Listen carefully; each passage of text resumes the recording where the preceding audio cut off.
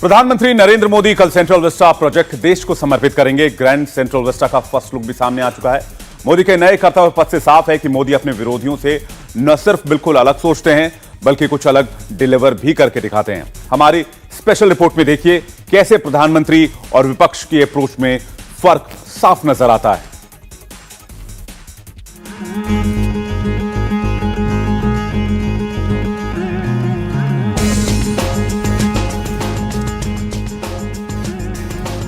प्रधानमंत्री नरेंद्र मोदी क्या करते हैं, मोदी क्या अलग करते हैं और मोदी कैसे करते हैं, इसे 10 तस्वीरों से समझते हैं। नई दिल्ली के राजपथ के किनारे बजरी वाला रास्ता पहले ऐसा था। कर्तव्य पथ पर ग्रेनाइट वाला रास्ता अब ऐसा दिखता है।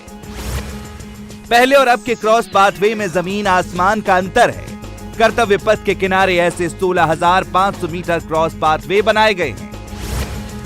इंडिया गेट के पास कैनाल का भी काया पलट हो गया है। जहां मिट्टी के किनारे थे वहां अब ग्रेनाइट पत्थर लगे हैं। पानी का ऑक्सीजन लेवल बनाए रखने के लिए 60 एरेटर लगाए गए हैं। कैनाल के किनारे अगर बैठना हो तो अब टूटी बेंच पर बैठने की मजबूरी नहीं होगी, बल्कि अब वहां गुलाबी सैंडस्टोन के नए बेंच तैयार हैं। पहले जहां टूटे फूटे बोलार्ड और चैन लगे थे वहां अब स्लीक बोलार्ड और चेन दिखते हैं। ट्री एवेन्यू की शक्ल सूरत 180 डिग्री चेंज हो गई है। जहां धूल से भरी जमीन थी वहां अब मखमली घास नजर आती है। लाइट पोल की डिजाइन और लुक दोनों चेंज है। सेंट्रल विस्टा एवेन्यू में ऐसे 133 लाइट पोल्स लगाए गए हैं। गार्डन के लाइट पोल पाथवे के लाइट पोल से कॉन्ट्रास्ट में है। पहले और अब का फर्क साफ दिखता है। गार्डन में ऐसे 915 लाइट पोल इंस्टॉल किए गए हैं। दिल्ली के दूसरे इलाकों में आपको अब भी ऐसे सिंपल साइनेज दिखेंगे, लेकिन सेंट्रल विस्टा के साइनेज मॉडर्न हैं। इन पर मैप से लेकर पब्लिक कन्वीनियंस तक की जानकारी मिलती है। सेंट्रल विस्टा के पुराने मैनहोल की जगह ग्रेनाइट कवरिंग वाले नए मैनहोल लगे हैं। डस्टबिन पहले ऐसा दिखता था, अब सेंट्रल विस्टा के डस्टबिन ऐसे दिखते हैं। सेंट्रल विस्टा एवेन्यू के जो हिस्से हैं उनको बिल्कुल एक नया रूप दे दिया गया है। जैसे हमारे ठीक पीछे आप देख सकते हैं कि जो कैनाल पहले बहुत ही लचर रूप में दिखती थी, बिल्कुल एक नाले सरीखी दिखती थी, अब वो ऐसा लग रहा है कि कलकल करते हुई धारा के तहत बह रही है।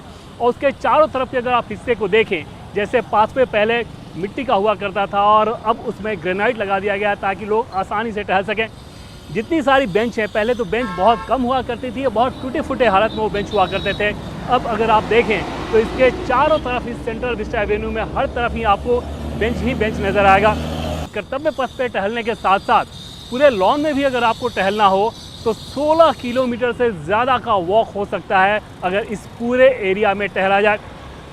डस्टबिन की पहले की जो स्थिति थी अब उसमें बदलाव कर दिया गया है, तो जो हर एक छोटी मोटी सुविधाएं हो सकती थी बेहतर करने के लिहाज से, वो सब कुछ करके अब तैयार है सेंट्रल विस्टा एवेन्यू और कर्तव्य पथ। सोचिए, इतनी डिटेलिंग मैनहोल से लेकर डस्टबिन तक, पाथवे से लेकर बेंच तक, कैनाल से लेकर लाइट पोल तक, नरेंद्र मोदी ने यह सोचा भी और करके भी दिखाया। मोदी से पहले का और मोदी के टाइम का फर्क साफ है। राजपथ पर पहले जहां हम चल रहे हैं यहां बजरी होती थी, लेकिन नए नवेले कर्तव्य पथ पर इसी तरीके से ग्रेनाइट बिछाया गया है। और ये ग्रेनाइट सड़क के दोनों तरफ सीधे सी हेक्सागन इंडिया गेट तक जाता है और इस तरीके से बेहद ही साफ सुथरा और नीट एंड क्लीन लुक आपको दिखाई देगा। कोई गंदगी नहीं, कोई धूल नहीं, कोई बजरी नहीं। ये पिलर इन्हें भी बदल दिया गया है, ये नए हैं, इस तरह से नई चेन है और एकदम नए अंदाज में आपको ये पूरा कर्तव्य पथ सजा हुआ दिखाई देगा। घास एकदम नई लगा दी गई है, बाकायदा इसकी कटाई छटाई की जा रही है और प्रधानमंत्री नरेंद्र मोदी इसका उद्घाटन करें, देश को लोकार्पण करें, उससे पहले की फाइनल तैयारियां यहां चल रही हैं। मोदी ये करते हैं, विरोधी क्या करते हैं? राहुल गांधी मोदी हटाओ मिशन पर निकलने वाले हैं, जिसे कांग्रेस ने नाम दिया है भारत जोड़ो। नीतीश कुमार मोदी विरोधियों को सेट करने दिल्ली आए तो लेफ्ट से लेकर राइट तक सबको टटोल लिया। केजरीवाल भी नीतीश कुमार से मिले। मोदी को रोकने के लिए क्या क्या प्लान बने? तेलंगाना में केसीआर की कुर्सी हिली हुई है, लेकिन वो देश भर के किसानों के लिए फ्री बिजली का चारा फेंक रहे हैं। 24 के लिए अपोजिशन के न्यूज सेटअप में ममता बनर्जी को अपने लिए जगह नहीं दिख रही है, इसलिए दीदी अब एकला चलो गुनगुनाने लगी हैं। शुरुआत बिहार के मुख्यमंत्री नीतीश कुमार से, जो एंटी मोदी मोर्चा बनाने का एकमात्र लक्ष्य लेकर दिल्ली आए। राहुल गांधी से मुलाकात के अगले दिन नीतीश कुमार ने लेफ्ट के सीताराम येचुरी और डी राजा से मुलाकात की। HD कुमारस्वामी के साथ भी नीतीश की मुलाकात हुई। आपके कन्वीनर और दिल्ली के मुख्यमंत्री अरविंद केजरीवाल से मिलने नीतीश कुमार उनके घर गए और साथ में लंच किया। शाम की चाय पर नीतीश कुमार ओम प्रकाश चौटाला से मिले। विपक्ष की पार्टियां उनके ऐलान है और हम इसको मानते हैं। विपक्ष की पार्टियों को सबको इकट्ठा होकर आज जो है हमारे देश और संविधान को बचाना है। ये सब गलत बात है। देखिए हम उसके नहीं, आप ये पूछ देते हैं आप लोग, हम इसके क्लेमेंट है ही नहीं, उसके इच्छुक भी नहीं है। हम तो सब हम लोगों को एकजुट करने में देखिए पहला टास्क है जैसे इन्होंने कहा कि सबको एकजुट करें, जो भारत के संविधान को और इसकी चरित्र, एक धर्मनिरपेक्ष जनतंत्र का गणराज्य, उसको जो बचाएंगे उसके आधार पर हम जो है आगे की बात सोचेंगे। पिछले हफ्ते ही तेलंगाना के सीएम केसीआर पटना जाकर नीतीश कुमार से मिले थे। वहां नीतीश और केसीआर की साझा प्रेस कॉन्फ्रेंस में खूब उठक बैठक हुई थी।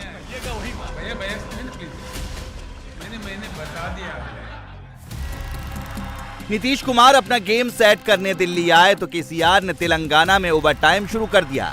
नरेंद्र मोदी जिस रेवड़ी कल्चर को खत्म करने की बात करते हैं, केसीआर उसी रेवड़ी के सहारे 8.25 साल से तेलंगाना के सीएम हैं और अब पीएम बनना चाहते हैं।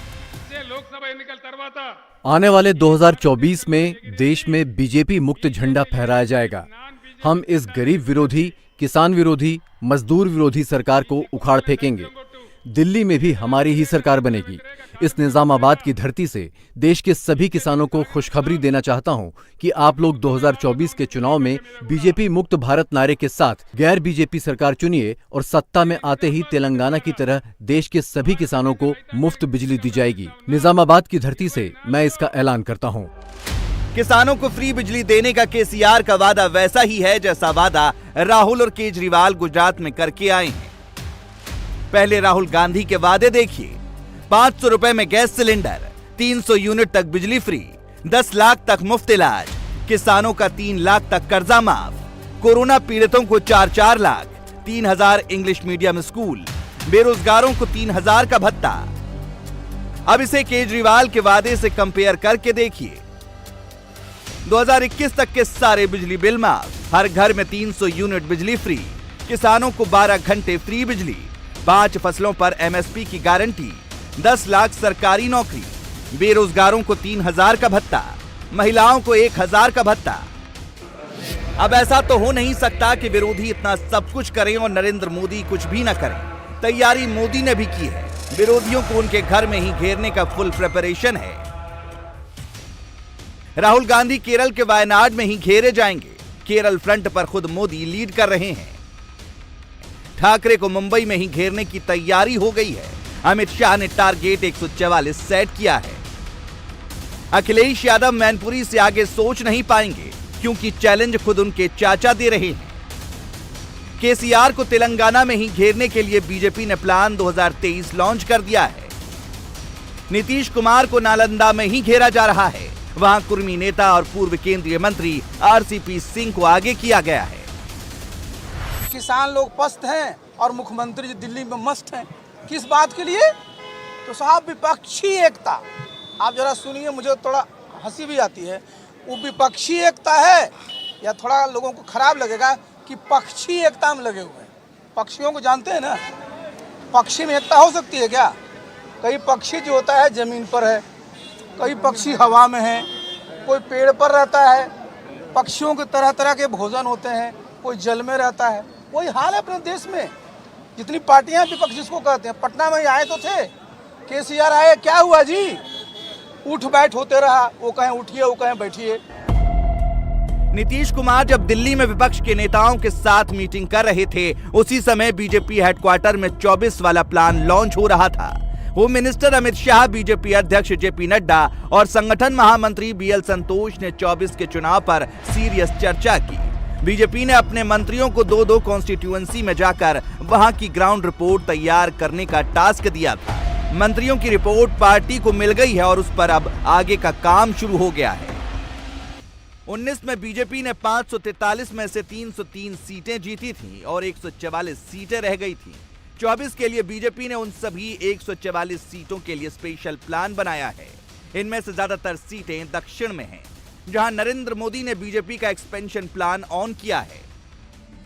एक तरफ बीजेपी का नेता तय है, दूसरी तरफ विपक्ष के नेता की खोज हो रही है। एक तरफ प्लान बनाकर उसे एग्जीक्यूट किया जा रहा है, दूसरी तरफ पॉलिटिकल टूरिज्म हो रहा है। भारत में ऐसी राजनीति पहले होती होगी, लेकिन यह मोदी काल है, इसमें इतना ढीला ढाला रवैया नहीं चलता।